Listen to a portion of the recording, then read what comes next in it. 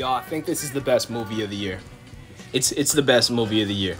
And it gave the same energy that The Great Gatsby gave, but it felt like a 2-hour music video. Like it was so good.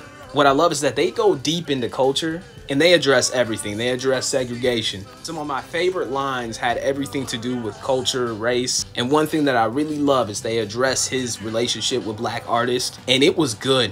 Everybody loved him. For the most part, the people that were around him, they loved him. B.B. King, Little Richard.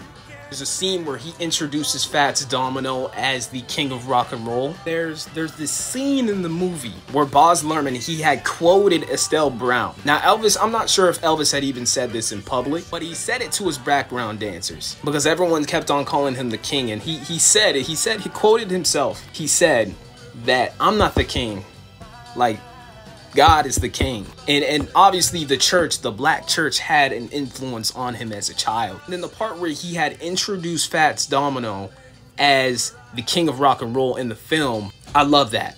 I freaking love that. And they don't call him the king of rock and roll at the end of this movie, I don't think. Also, just a side note, this ain't got nothing to do with the plot, but everything to do with the portrayal of B.B. King. Kelvin Harrison, you got the Mississippi accent down.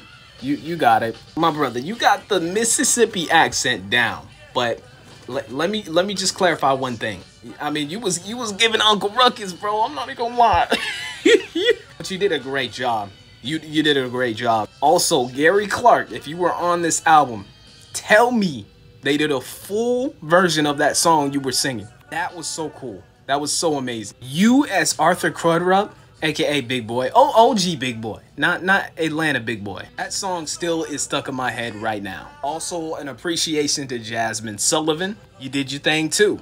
Anyways, that's enough with the soundtrack. The performances alone, they should be music videos. The Christmas part was just, it was so good. Mind you, I don't listen to Elvis like that. I listen to 1950s music, but I'm not bumping his music like that. But in every single performance, we see Austin Butler and Elvis evolve to the point to where he becomes this. And I couldn't even recognize him. I thought this was actually Elvis himself.